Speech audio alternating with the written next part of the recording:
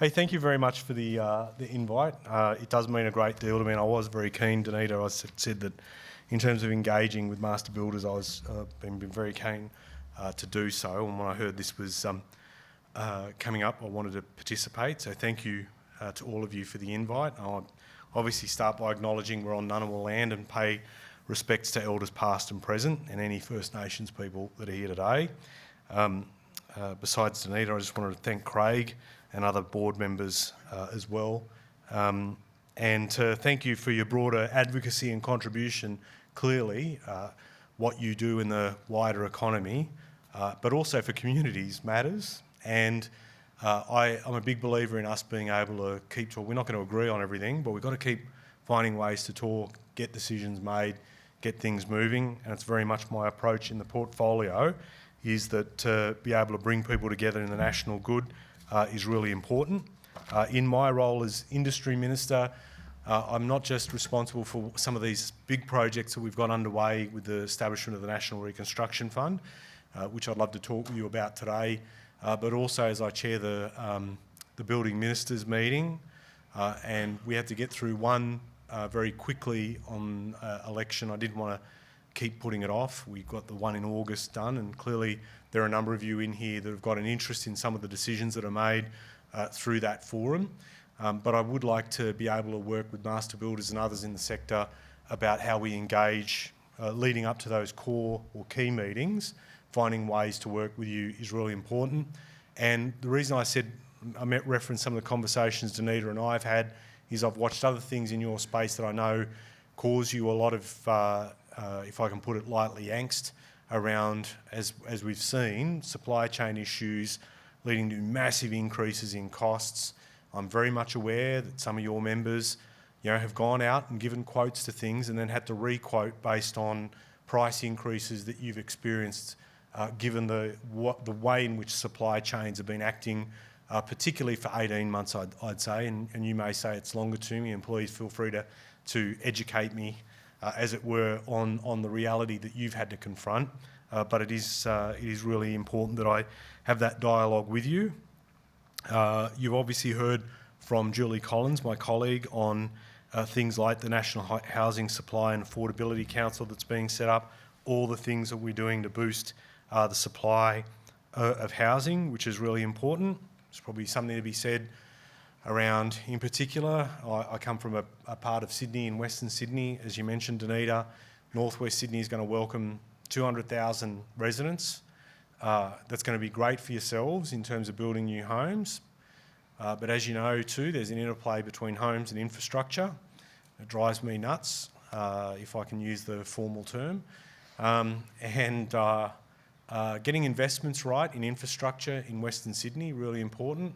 Road, rail, also planning the growth of the outer suburbs is a big thing too, and that has as much an impact on housing cost as does some of the issues that keep you all awake at night at various points. Well, you may be very cool about these things and you're not kept awake at all. In which case, if you've got an answer to how to deal with that, please let me know, because there's a lot of stuff in my portfolio that keeps me up at night. And especially around supply chains too, because the Office of Supply Chain Resilience has been moved out of the Prime Minister and Cabinet and gone into the Department of Industry, Science and Resources. And so I'm keeping an eye on shortages, and being able to work with you on alleviating some of those are important. But clearly we want our buildings, apartments, dwellings to respond to buyer aspirations. Energy efficiency is one thing. I know that there's different views about how we sort of work down that path of net zero and contributing to the renewable energy transition. And we do need to keep talking about that, but the building industry is going to be a key player in that. And I'm also very much aware that you're always thinking about doing things differently. Innovation is hardwired in your thinking for a number of reasons. One, obviously, because it helps respond to customer demand, but two, if you're doing much more in terms of improving building efficiency and the way in which construction occurs, there's obviously a downstream benefit on terms of cost. So clearly from our point of view, a healthy and sustainable building and construction sector is going to be vital for the economy and for our communities longer term. And we're certainly committed to addressing some of those challenges capacity constraints, particularly around skill. You know, we've started on that with the Jobs and Skills Summit.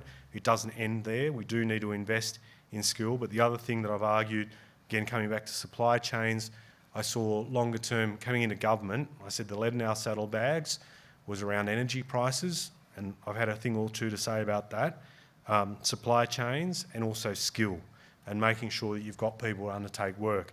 I have seen in the construction space, there are a number of players that are looking at, for example, the use of robotics to help, and automation to help in your sector. One of the ones that stands out to me is that Perth-based Fast Brick Robotics, and seeing what they're doing, using robotics off the back of a truck, literally, to build homes from the ground up. I think that type of approach and what you're seeing, the scaling up, because I spent a lot of time thinking about technology and how it's rolling out into across sectors, that whole additive approach to 3D printing, the concept of it being expanded out in construction, I think more and more will happen, not necessarily in the sort of direct or dramatic ways people think. A lot of those technological improvements start to get embedded in time. If you think about all the talk around autonomous vehicles, they were supposed to be here based on predictions a few years ago. They're not. But some of the elements of autonomous vehicles and some of that technology is already being embedded. That's how technology works. It's not necessarily a big bang. It'll be bits and pieces being added on. I see that happening in your sector around robotics, and it's why I've kicked off the development of a national robotics strategy. It may sound weird that a Labor MP is talking about robotics and automation, but the reality is, if we continue to have supply chain issues that are triggered as a result of skill constraints, your businesses need to keep working. And if you can't find people, you will find other ways to get the job done. And if we think ahead and we plan ahead, we can potentially smooth out the sharper edges that come with that debate. It's really important we work early on that. And so I am focused on that. So that's my time. Thanks for that music. It seems like a wind-up at the academies. But yeah, I am thinking a lot around that. The building ministers meeting I mentioned, I chaired the first one in August, and the 22 edition of the National Construction Code begins in May this year, requiring in particular new houses and apartments to be more energy efficient. The transition period for that, we obviously try to set in place some of that, particularly around the 7-star rating, that developers, buyers and builders are going to need better insulation, higher quality glazing, smarter floor plans, and paying greater attention to the efficiency of fixed appliance use in new homes, and to consider obviously rooftop solar and batteries early in the design phase. We think that those reforms will deliver long-term savings for homeowners and investors, driving down energy bills in new homes and improve amenity, and clearly bring us to the goal of net zero. And the implications of climate change continue to work their way through the broader economy, and the response to it is continually being shaped up. One of the areas I'm also looking at is about how we integrate, for instance, charging for not just for EVs, but having dual use for the energy that is stored in the batteries in EVs to come back into the grid to provide grid stabilisation. That will be important. But again, if I can assure you, I'm not interested in rushing anything. I mean, obviously we want to work as quickly as we can, but my commitment to you all, which is now going to be on camera, is that I work with you, and I'm very committed to doing that, because you will have a lot better approaches to how we can manage this, and I want to be able to take on board your advice on that.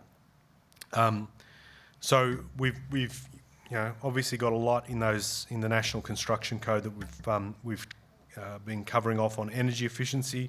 Clearly, on the side in relation to design, to factor in people with a disability and also the elderly is becoming something that we do think increasingly we need to focus on, not just in your space but elsewhere. And that work based on stuff that I saw Bill Shorten do in the last Labor government around some of the self-regulatory approaches. We've obviously now made a lot more of that mandatory, just because we've got a sense of urgency about shifting the design to improve livability for people with a disability and the elderly. We are certainly, if I can say, There's a whole lot of stuff going back to energy efficiency that I think we've discussed, so I'm just tearing parts of my speech out because, frankly, you don't need all that again. The big thing on supply chain disruptions and what's happening with Ukraine and the impact longer term.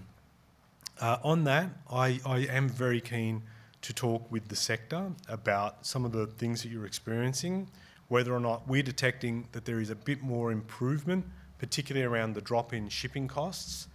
I think we've charted over the last 6 months or so a drop in shipping costs of about 24%. That may not be even, some may be slower, some may be better, but we've noted that that is something that we need to be very conscious of, but there's some movement on. On National Reconstruction Fund, if I can say, and the way it intersects with supply chains, what we have been about is that the National Reconstruction Fund has been about rebuilding capability. We learned through the pandemic the goods that we needed at the times we needed them most not being available, and our dependency on just 1 or 2 countries for a lot of this stuff. We just cannot keep that going. I've just come back from the US, meeting with my equivalent over there, Secretary Raimondo. Big thing for the US administration as well, about what do we do to strengthen supply chain resilience. The Reconstruction Fund, particularly the value add in agriculture, and what we're doing around improving access to product, especially in terms of, I think, a lot about your sector, and I know that there are a lot of dependencies on timber, but also there are a number of players in your sector that are increasingly looking to steel for frameworks, for frames. Being able to encourage investment for onshore manufacturing to meet your needs at a price and a supply volume that also satisfies you is a big thing that we do need to explore. So making sure that those funds are available, these will be loans, guarantees, equity, based off the Clean Energy Finance Corporation. So it's a model that's worked. We want that to be able to apply to address those supply chain vulnerabilities, build capability onshore, and meet the needs of other industries is really important to us. And we're going through the legislation at the moment that's going through the Parliament. We hope to have that running by July. It'll be run by an independent board with an investment mandate, and there will be no politician with a colour-coded spreadsheet making the calls on the investments. And the expectation is it'll deliver a return for taxpayers. But importantly, we want co-investment plans. So you wrote to me back in June saying that you wanted sector-specific work, and I'm saying to you I've listened, and we will make sure that we have that, and I'm grateful for the master builders raising that with me. And we will have in sectors co-investment plans designed to drive that. And where there are particular supply chain challenges, I want to make sure that's available as well. So again, I'm not just saying that I want to work with you, I've already responded in part on that. And I also want to line up some of the other avenues within our department, for example, the Cooperative Research Centre network that we've got. For example, last month, we awarded 1.2 mil in a grant to develop low-cost, non-corrosive alternatives to steel reinforcing bars, because steel corrosion in concrete structures costs about $13 billion a year, big issue. And so we're looking at that. There's a glass fibre reinforced polymer material under development in the Uni of Southern Queensland. It's got twice the strength of steel in a 100-year lifespan. So using some of the elements of my portfolio to think ahead about materials development is also something I'm deeply interested in. And again, there's a role for you to play. But anyhow, I can go on about all the, as you would imagine, I can spruik all our wares for as long as you like, and you will probably lose interest very quickly. So I'm more than happy to do the Q&A and go through that. But again, emphasise to you my commitment to working with you and look forward to the discussion. Thank you.